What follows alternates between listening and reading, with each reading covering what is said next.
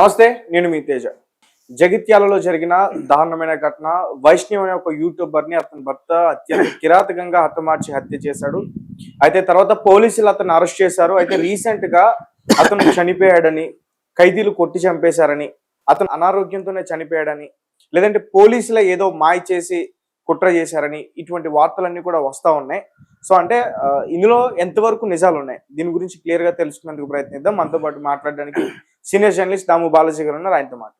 నమస్తే సార్. నమస్తే. అంటే ఇప్పుడు అసలు హరి సిచ్యువేషన్ ఏంటి? ఆల్రెడీ పోలీసులు అరెస్ట్ చేశారు, ఈ రోజు మెడికల్ కి తీసుకెళ్లారని చెప్తున్నారు. అతని ఆరోగ్య పరిస్థితి బాగాలేదంటున్నారు.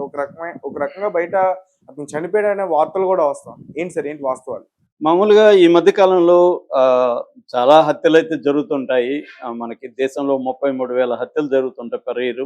కొన్ని హత్యలు మాత్రమే వైరల్ అవుతుంటాయి, కొన్ని హత్యలు నార్మల్గా ఉంటాయి. ముఖ్యంగా మగవాళ్ళు స్త్రీలను చంపే కేసుల్లో పెద్దగా వైరల్ కావు. అంటే భర్త భార్యలను చంపేది అందరికీ నార్మల్గా అనిపిస్తుంది. భార్య భర్తను చంపితే మాత్రమే అది ఇంపార్టెంట్ న్యూస్ లాగా అనిపిస్తుంది మన సమాజంలో.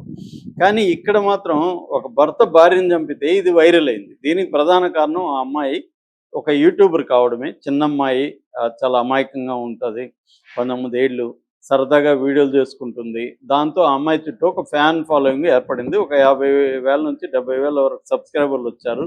సో ఆ అమ్మాయి తన లైఫ్లో నుంచే వీడియోలు చేయడం, ఆ అమాయకత్వం, ఆనెస్టీ ఇవన్నీ కూడా జనాలకు నచ్చాయి. అట్లాగే లవ్ చేసి పెళ్లి చేసుకుంది 1 year బ్యాక్. వాళ్ళ ఇంట్లో వాళ్ళకి ఇష్టం లేదు, ఇటు ఈ అబ్బాయిలకి ఇష్టం లేదు.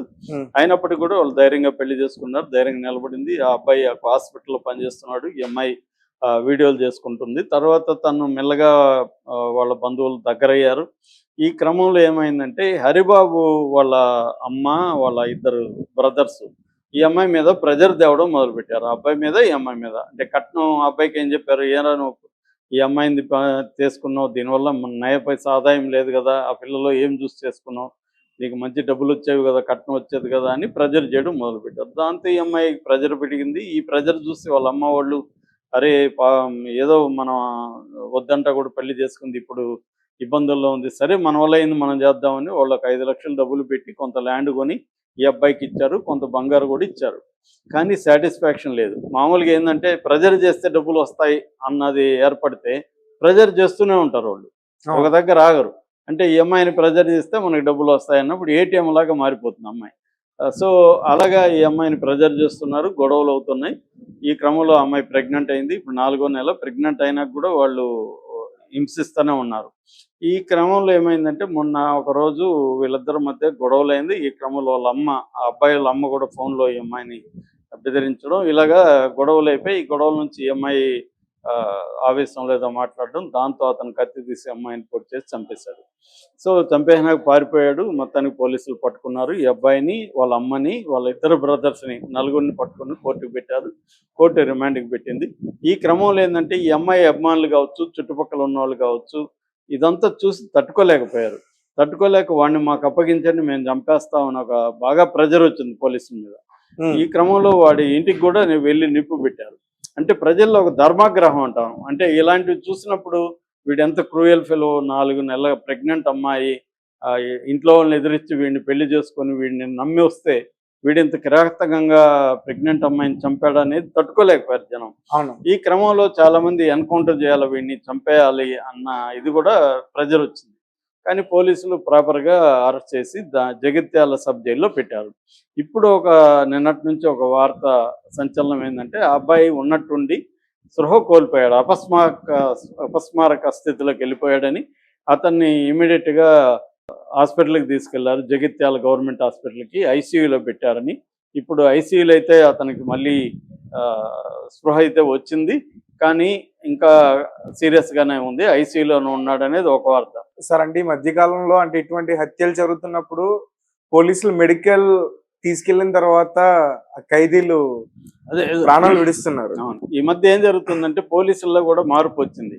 ఎన్కౌంటర్లన్నీ కాల్ చేయకుండా, ఎందుకు ఎన్కౌంటర్లను కాల్ చేయడం లేదంటే దీని మీద కమిషన్ వేశారు. అప్పుడు ఇక్కడ మనకి అదేంటి మన ఇక్కడ 3 చంపేస్తారు కదా అప్పుడు ఎన్కౌంటర్లో.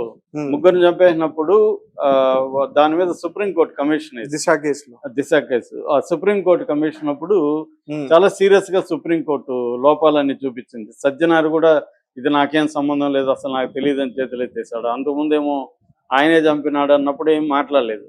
కానీ కమిషన్ వచ్చేసరికి వేరే రకంగా ఉంటుంది. బయట వేరు మాట్లాడడం వేరు, కమిషన్ ముందు మాట్లాడడం వేరు.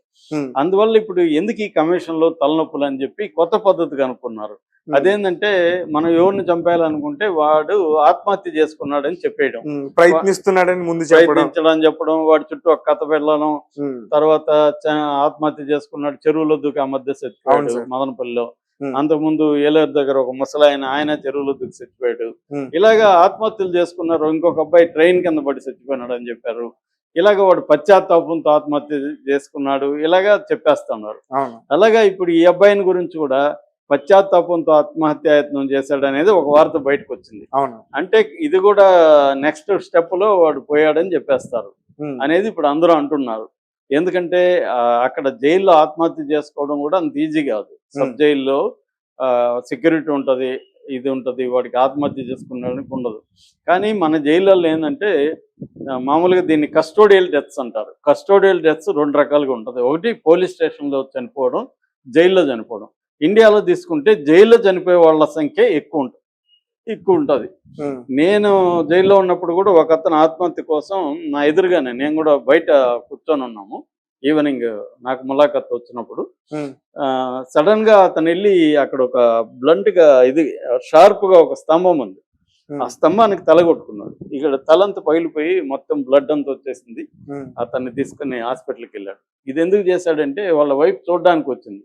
చూడడానికి వచ్చినప్పుడు నేను ముద్దు పెట్టుకుంటాను సార్ అని పర్మిషన్ అడిగాడు గార్డుల్ని. వాళ్ళ వైఫ్ ను ముద్దు పెట్టుకుంది. గార్డులు పర్మిషన్ ఇయ్యరు కదా, ఇవ్వలేదు. దాంతో వీడికి కోపం వచ్చేసింది. కోపం వచ్చి వెళ్ళి కొట్టుకున్నాడు. మళ్ళీ హాస్పిటల్కి తీసుకెళ్లారు. ఇలాగా చాలా మంది ఆత్మహత్యకి ట్రై చేస్తారు, కానీ ఆత్మహత్య చేసుకోవడం అంత ఈజీ కాదు. నెంబర్ 1.